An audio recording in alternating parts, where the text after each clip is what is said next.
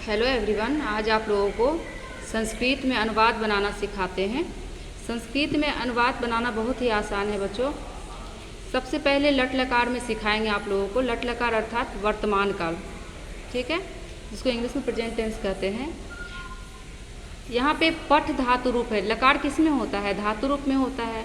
तो यहाँ पे हम पठ धातु रूप के माध्यम से आपको अनुवाद बनाना सिखाएंगे। यहाँ पे जो पठ धातु रूप है पूरा दिया गया है। पठ धातु रूप के 9 रूप हैं। पठति, पठतः, पठन्ति, पठसि, पठथः, पठथ, पठामि, पठावः, पठामः। यही 9 रूप को याद रखना होता है। किसी भी लकार में अनुवाद करने के लिए 9 रूप को याद रखना होगा। सभी धातु रूप के 9 रूप को याद रखना होगा, ठीक है। अब यहाँ पे देखिए, पठ तो धातु है, लेकिन यहाँ रूप जो बना हुआ है उसको कहते हैं पठ धातु रूप, और इसको हिंदी में क्रिया कहते हैं। क्रिया के रूप को धातु रूप कहा जाता है संस्कृत में, और क्रिया कहा जाता है जो कार्य हो रहा होता है उसे क्रिया कहते हैं, ठीक है। पठती का मीनिंग पढ़ता है, पठतः का मीनिंग पढ़ते हैं, पठन्ति का पढ़ते हैं। वचन के अनुसार यहाँ पे लिखने का तरीका बदल जाता है, लेकिन मीनिंग एक ही होता है। पठसी मतलब भी पढ़ते हो, पठथः पढ़ते हो, और पठथ मतलब भी पढ़ते हो। पठामी पढ़ता हूँ, पठावह पढ़ते हैं, पठामह पढ़ते हैं। अब देखिए कैसे इसमें अनुवाद किया जाएगा, आगे देखते जाइए। किसी भी वाक्य को पूरा करने के लिए कर्ता और क्रिया दोनों का मेल होता है। यानी कोई भी काम कर रहा होता है तो कौन कर रहा है और कौन सा काम हो रहा है दोनों को दर्शाया जाता है, तब एक सेंटेंस बन जाता है।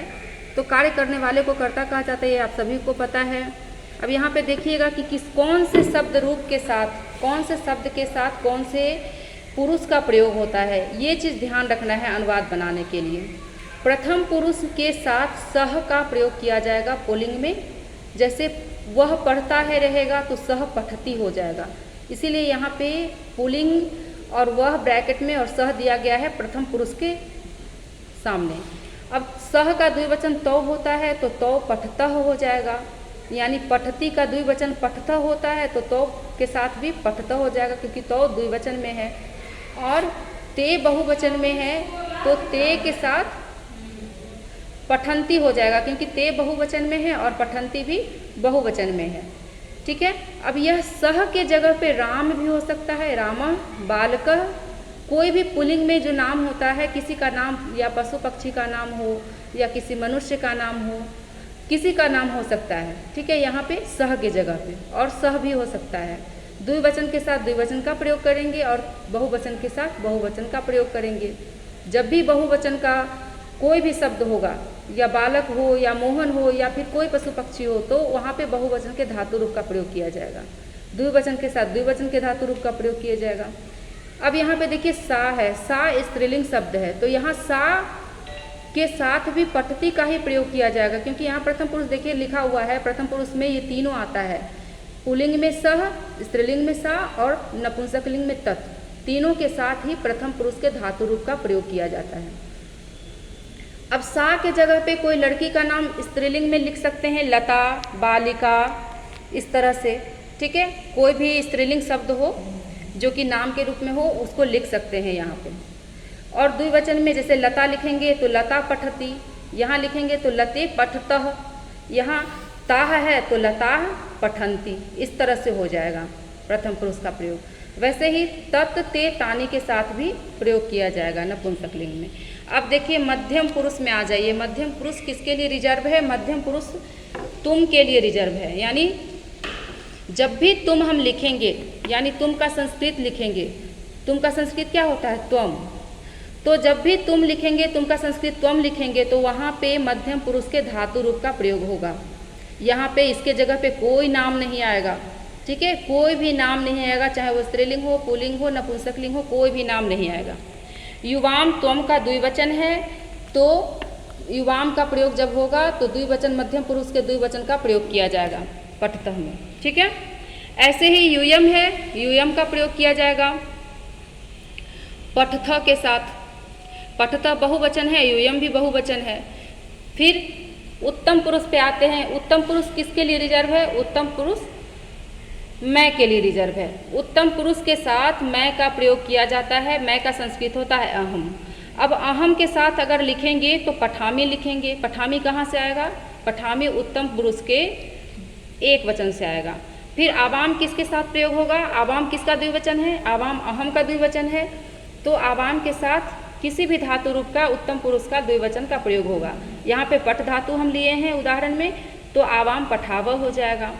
वैसे ही वयम के साथ, वयम मतलब हम सब होता है, वयम बहुवचन हो गया, तो वयम के साथ उत्तम पुरुष के बहुवचन का प्रयोग किया जाएगा। अब यहाँ पे उदाहरण देखिए, उदाहरण दिया गया है, दोनों का साथ में मेल करके एक सेंटेंस बनाया गया है और संस्कृत में अनुवाद किया गया है। ठीक है, तो यहाँ पे देखिए एक वचन, द्विवचन, बहुवचन तीनों रूप में है। वह पढ़ता है, सबसे पहले प्रथम पुरुष देखिए लिखा हुआ है, यहाँ पे प्रथम पुरुष लिखा हुआ है, सामने लिखा हुआ है वह पढ़ता है। अब वह का संस्कृत क्या होता है? सह बताए थे।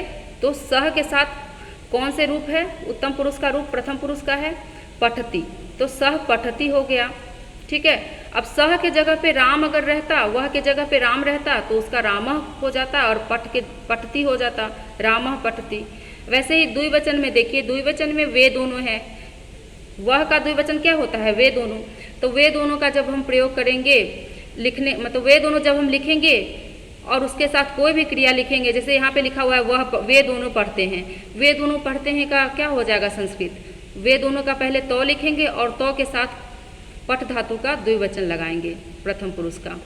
वैसे ही फिर बहुवचन का प्रयोग करेंगे। बहुवचन में देखिए वे सब है, तो वे सब का संस्कृत होता है ते। ते मतलब वे सब हुआ।